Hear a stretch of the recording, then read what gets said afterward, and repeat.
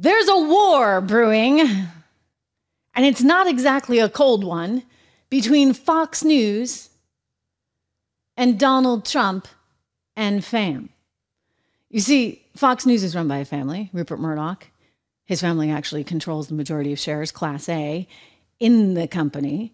And he's kind of had a hold, if you would, on the whole Republican establishment for a really, really long time. And then all of a sudden, there's this guy that came out of the blue back in 2016.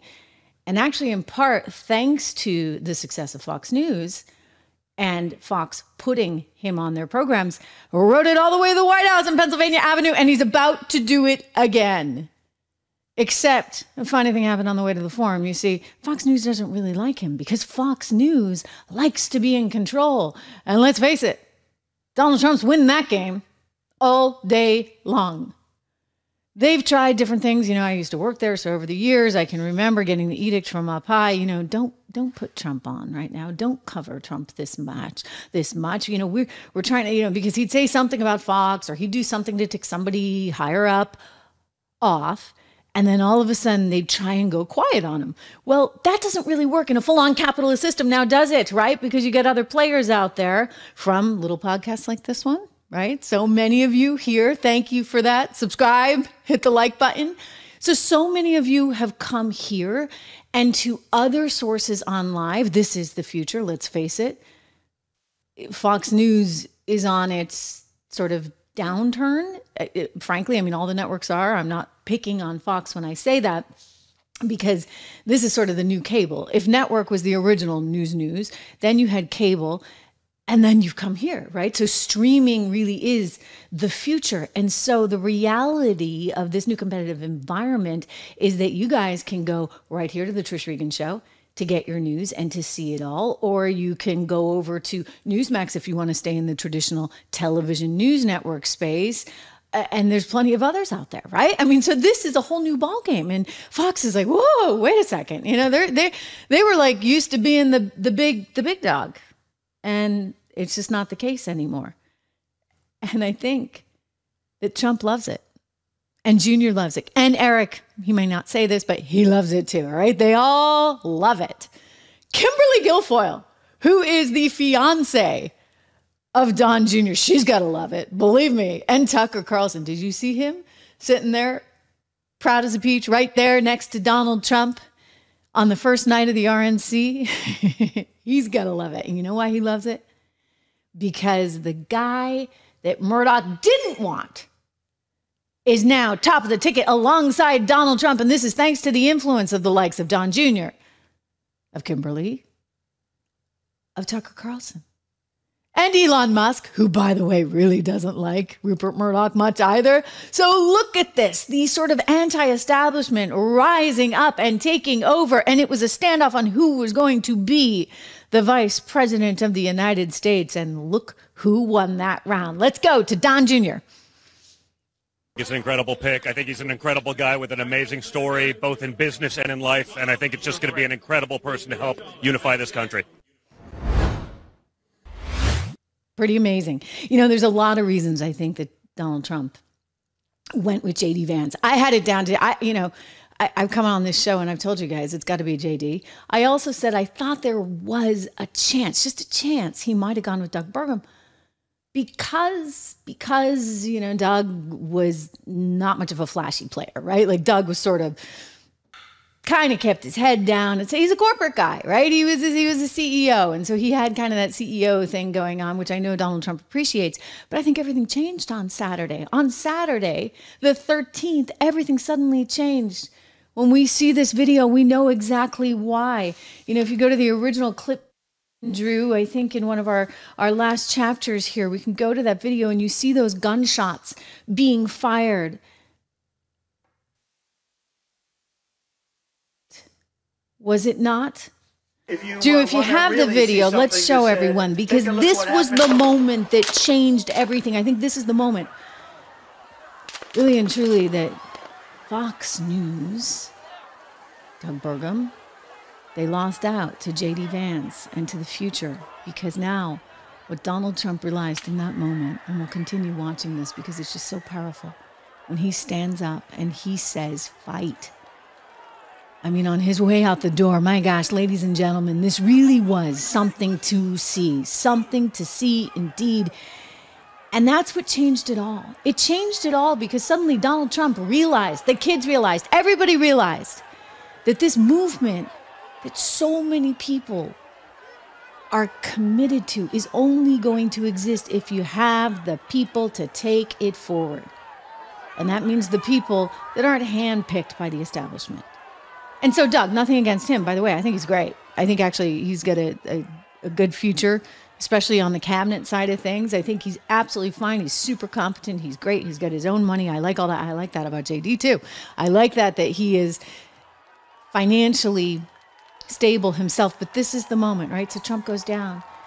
And if he's thinking anything, I mean, I don't know what he's thinking in this moment, because I just can't believe that he did that. I can't believe that he was conscious enough of the audience to turn to them, to say, wait, to the Secret Service people, and to turn to everyone and say, fight, as he's being carted off there. I mean, it kind of breaks my heart, but at the same time, it's so inspiring. And so this is when Murdoch lost, okay? No more establishment, no more trying to be a nice guy, because you know what? Being a nice guy is not going to work. Not against them. Whoever them and they is, right? Let's be clear. We're not suggesting anything about that.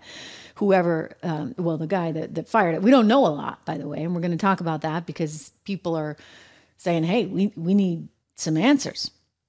And they're demanding now, there's going to be a new committee that investigates this, which is the right thing to do. Mike Johnson has just ordered that. But in the meantime, you got this sort of bickering going back and forth because Rupert's no longer in charge. Fox News is no longer in charge. And Don Jr. made that really, really clear in an interview, actually, with Politico. Let's go to the clip. CNN reported on this, actually, and they characterized it as Junior jabs Murdoch. Donald Trump Jr. claimed victory over media mogul and longtime Republican kingmaker Rupert Murdoch on Tuesday, asserting that the 91-year-old no longer sits on the GOP throne as his father takes over the party. Here's what he said, quote, "There was a time when if you wanted to survive in the Republican Party, you had to bend the knee to him or to others," Trump Jr. told Axios' Mike Allen at the RNC. Quote, "I don't think that's the case anymore." He's absolutely right. It's not the case anymore. The comments came after Murdoch, the reporter writes, who has had a long and complicated relationship with Trump, recently lost a behind-the-scenes struggle over the party's VP nominee backing Governor Doug Burgum.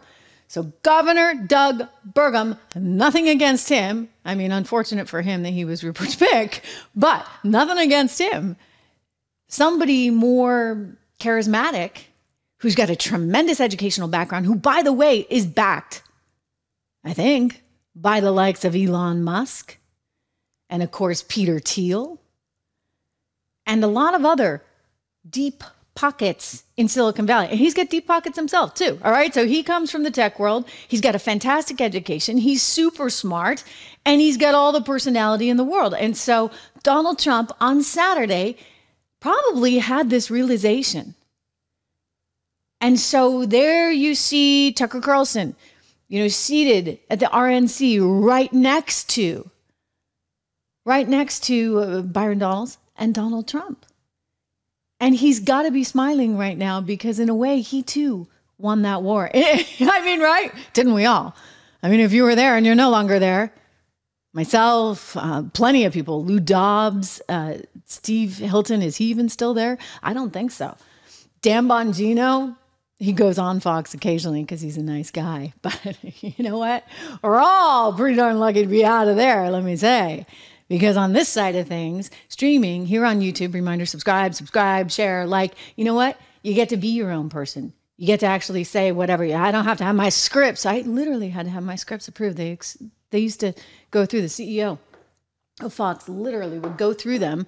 I had to send them to the higher ups every single night. Can you imagine that? And so I don't even have scripts here. This is all live, baby. And it's completely unscripted, which is quite freeing, shall we say. So very different kind of show that you're getting here. And to some of my former colleagues that have come over to the other side, very, very different kind of show. And what it shows you is these shows and the authenticity of them, they're more powerful. than the traditional networks of which Fox is part of. So they're struggling. They know that like things are changing. The whole Trump family seems to be, quote unquote, at war with Fox News. I think we have another graphic from CNN. I want to share some of this with you as well. So CNN loves it, right? Because, you know, they're reporting on the MSNBC saga. They're reporting on the Fox News saga. But they continue on like his father. Trump Jr. also claimed Fox News has been unfair to him, claiming he has been blacklisted by the right-wing cable channel. But a network spokesperson actually said in a statement that Don Jr. has been on the network's air. In fact, he had been on just the day before, and he had been previously booked on Fox and Friends for a Wednesday appearance. That would be today. Quote, he is always, and he is, and always has been welcome on Fox News media platforms, according to the spokesperson. But that's not actually the case. See, they say that. There's this whole like little game that goes on. They say that, but as Media Matters, Matthew Gertz observed, guess what? He hasn't actually been on since the month of May. So that's kind of a long drought for Don Jr. They have not booked him since the month of May. Now they're booking him this week because obviously he's in the news cycle, it's the RNC, et cetera, et cetera. But that's kind of interesting and that's kind of telling. So they're trying, again, to pull back on the Trumps. They don't want the Trump message getting out. But you know what?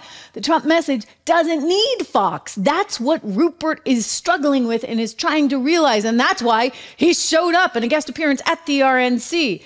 Guess who was in the audience? None other than how old is he now? Like 93 or something? Oh, wow. Apparently he's still quicker than Biden. Anyway, this guy shows up at the RNC. Because it's a kingmaker who's seen his better days trying to remind everybody, I'm still here, I'm still here, I'm still here. You know what? He never went when I've covered a zillion of these things, okay? Over the years, going back to the Obama days, and anchored all the coverage for Bloomberg Television, anchored all the coverage for Fox Business, primetime coverage. And you know what? Rupert was never near any of us during that time. So all of a sudden, he shows up this year. What's that about, ladies and gentlemen? It's to remind everybody he's still around. He's still around, and they are in the middle of some kind of, shall we call it Cold War? I don't think it's really cold, because I think that they're firing shots, so to speak, which I have to be careful with that language in light of everything that has just happened. You'd think they'd give it a break, right? But no, they were still restricting Don Jr.'s appearances as recently as well until this week. So this week he gets to go on air. But look, they're also, while this happens, simultaneously trying to do something else behind the scenes. You saw the headline I just showed you, right? That Rupert's in the house. This is the New York Times reporting. Let's go back to it for a second because this is very interesting.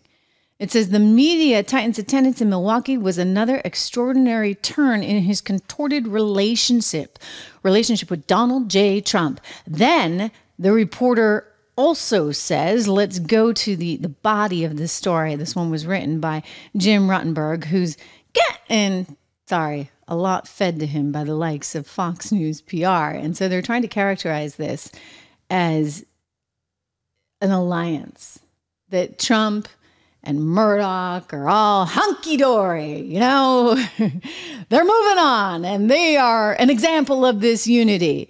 And so this is why the reporter writes that Rupert Murdoch once confided in his friends in the fall of 2020 that he thought Donald J. Trump was going, quote, increasingly mad and would be, quote, a danger in a second term. Ruttenberg continues with this quote saying, and happily predicted by the end of the year, Trump will be becoming irrelevant. 2 years later, he backed Mr. Trump's chief rival in the Republican primaries, Governor Ron DeSantis, bestowing Mr. DeSantis with the brute force promotional heft that only he, right, as head of Fox News, could deliver. In other words, I can see it now. Book Ron, book Ron, book Ron. Get Ron on the air. That was likely the edict being sent down to all the shows. And then when it looked like Ron wasn't the guy, guess who suddenly became it? The it girl, Nikki Haley. Nikki Haley was primed then to be the one to go against Donald Trump. Because you see, it was anyone but Trump. On Tuesday, the article continues on, Mr. Trump's son, Donald Trump Jr., went after Fox News and Mr. Murdoch, telling Axios there was a time where if you wanted to survive in the Republican Party, you had to bend the knee to him or to others. I've told you this. He added, I don't think that's the case anymore. It's not the case anymore. But very interestingly, this whole article was about how this alliance was so strong. And at the very, very end of this New York Times article that was likely planted or somehow caressed by the likes of the PR department, you get to the very end and they write, quote, the younger Mr. Trump also said that he had been blacklisted by Fox. The company noted that he was to appear on Fox and Friends on Wednesday and he had been interviewed on the network as recently as Monday. And that's the end of it. You see, that reporter didn't do any reporting. That reporter took whatever Fox PR was willing to dish out, instead of going back and saying, wait a second, when was the last time he was on? Let me tell you, for you to miss an entire month and a half, because it was like beginning of May the last time he was on, that's a long time. That's a big drought in television, especially when you were going on like every day or every other day. So that reporter just took, of course, because it's New York Times, part of the establishment, part of the problem, ladies and gentlemen. So subscribe to this show. Make sure you're getting the truth. Like it, share it, all of that. This is a big deal. And you know what? Trump knows. He knows every step of the way exactly what's going on. I loved it when he called out Brett Baier. Wasn't this last summer? Remember this, you guys? The best polls I've ever had. People see this stuff for what it is. It's a political witch hunt. It's a continuation. More independent voters watch Fox News than any other TV source. A lot less than used to watch it. They do watch. Those voters usually make up. Okay. You know how Fox News knows it's really, really, really in trouble? Aside from the fact that Rupert showed up for like the first time ever, certainly as long as I've been covering these things, at the RNC, they know they're in trouble because guess who was up on stage last night? Ladies and gentlemen, take it away, Nikki Haley.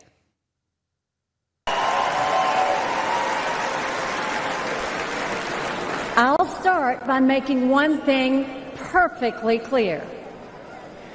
Donald Trump has my strong endorsement, period.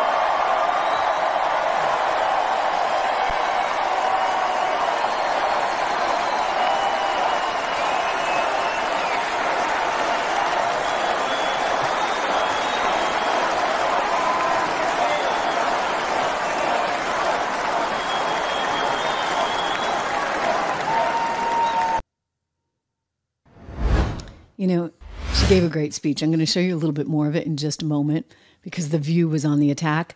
But think about that.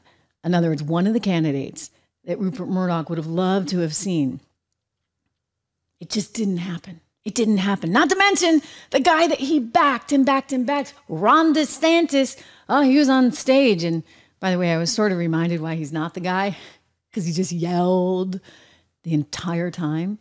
I keep saying this. Will somebody get the guy some voice lessons, please? Sorry. I mean, I guess I just have a very sensitive ear, but it doesn't work when you just yell at people. He always ran the risk of seeming as though he was a bit mean because he was running to the right, so to speak, of Donald Trump, and that was sort of reinforced. But that's neither here nor there. The reality is this. The guy that was Rupert Murdoch's guy was on stage for Donald Trump. Same thing with Nikki Haley. That was kind of a big deal.